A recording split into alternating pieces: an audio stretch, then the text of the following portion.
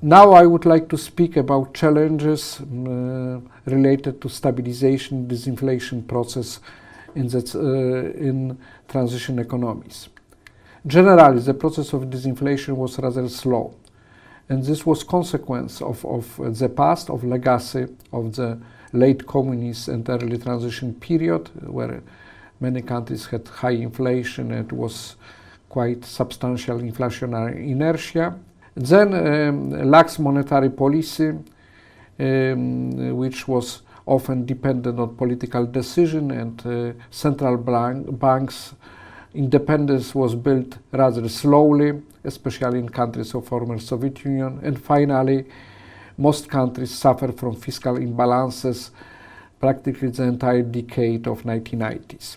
And here we see overview of situation. We see that in the first years of transition in early 1990s, actually there was no countries with single-digit inflation, and some countries inflation was very high, on the level even of hyperinflation. And only since 1994, 1995, the level of inflation started to decrease, but rather gradually. And we see that even in the end of 1990s, there were only few countries which had inflation below 5%. So the inflation which we consider now as I would say more or less normal in stable economy, and few other which had inflation between 5 and 10%. Let me mention few spectacular hyperinflation episodes in post-communist economy. The best known one was Yugoslavia in 1993-1994, and actually it was the second highest hyperinflation in the world history. The first one was Hungary in 1946. Then it was Georgia in 1993-1994, evidently consequence of the civil war. Then Armenia at more or less the same period, consequence of its war over Karabakh with Azerbaijan. And finally Ukraine, which was not affected by any military conflict, but follow rather populist monetary and fiscal policies in 1992 and 1993. But even after this first period, in the second half of 1990s, we see that still there were a group of countries which recorded quite high inflation, cumulative inflation for the 5 years period.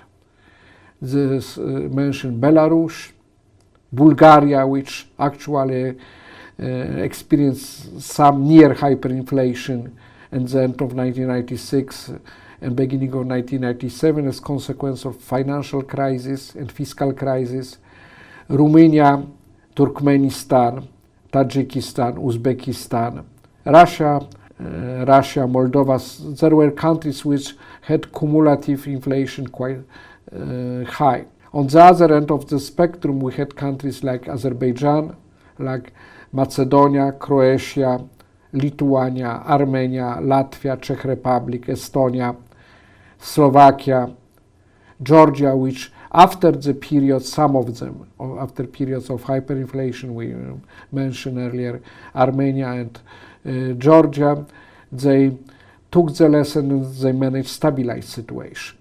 What kind of stabilization strategies were adopted in transition economies? Actually, the whole spectrum of the strategies which were earlier adopted in Latin America or Israel or other countries, emerging market economy and developing countries. Generally, we can distinguish between orthodox and heterodox strategy. Orthodox strategy, this is a strategy which is based exclusively on monetary and fiscal policy and can have two variants. One is money-based, where the nominal anchor and the main target of monetary policy is money supply, monetary aggregates, and then exchange rate base, where central bank use exchange rate anchor to stabilize inflationary expectation. And heterodox variant, this is usual exchange rate based orthodox stabilization plus wage control. In some developing countries it was also price control. Fortunately in transition economies this kind of stabilization tool was not adopted.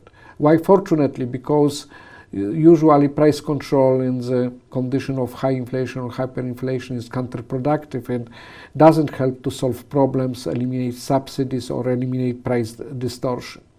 When we look for results of stabilization policy, I mentioned some success story and some failures before. We can see that actually the countries which succeeded already in the mid or second half of 1990s, there were countries which used the exchange rate anchor to bring inflation down. Sometimes it was formal fixed exchange rate, in some other cases it was de facto stable exchange rate.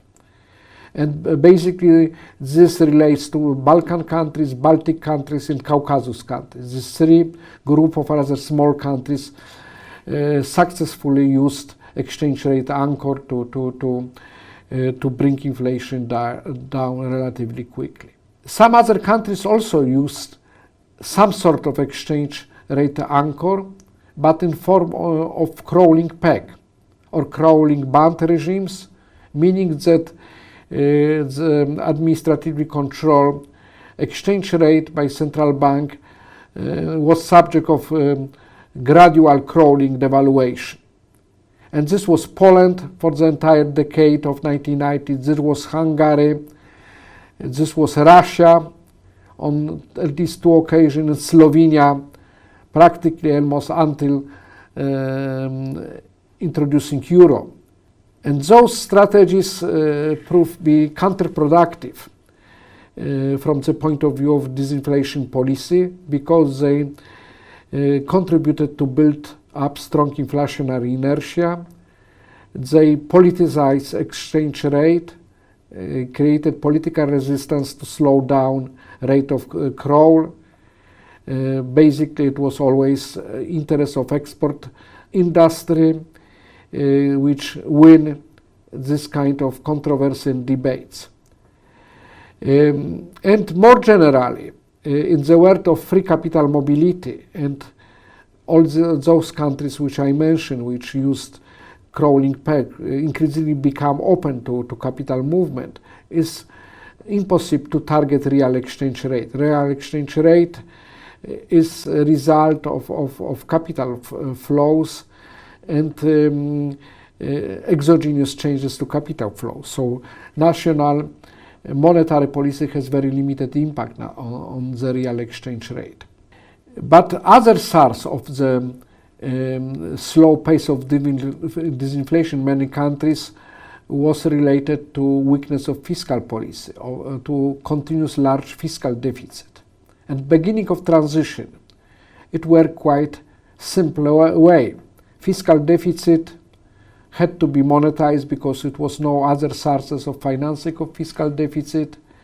Sometimes IMF or other foreign assistance, but in most cases this was just money printing, which led to increased monetary base of central bank, money supply in the banking system, and then to higher inflation. Then most countries introduced non-monetary financing, so this was treasury securities, treasury bills, treasury bonds. And here it helped to diminish temporarily pressure for money creation. But it was only delayed in time, a situation where governments were unable to decrease fiscal deficit. Because continuous fiscal deficit led to growing public debt, Under condition of limited monetization and under development of financial market, this led very quickly to increasing of treasury yields on treasury bills, increasing interest payments, further increase of fiscal deficit, so it's a kind of vicious circle.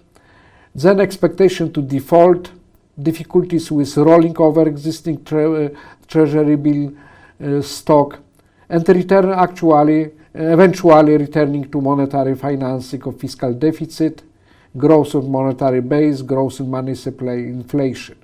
This was the story of several countries like Russia, like CIS, like Bulgaria, which led to currency crisis. Also in the case of external private financing of the fiscal deficit, if deficit is not eliminated on time, the problems can emerge quite quickly. Here we see that fiscal deficit continuous fiscal deficit leads to increase in external debt in relation to GDP. This decrease country credibility on financial markets and at some point cause capital outflow, difficulties with rolling over public debt and decreasing foreign exchange reserves. And this leads, similarly to previous variants, to return to monetary financing of a fiscal deficit, a change in composition of monetary base, speculative attack against currency, devaluation and inflation. So the mechanism is also similar, and it means that without eliminating fiscal deficit in sustainable way, country has little chance to sustain low inflation. And actually we see here several examples of when disinflation trend was reversed, and mostly because of the weakness of fiscal policies or because of the lack of the consequent monetary policy oriented toward bringing inflation down with compromises like, for example, rolling peg. The list is quite long, and this concerns the first decade of transition. If we add the second decade, then of course this kind of episodes would be much more. The next part will talk about privatization process in transition economies.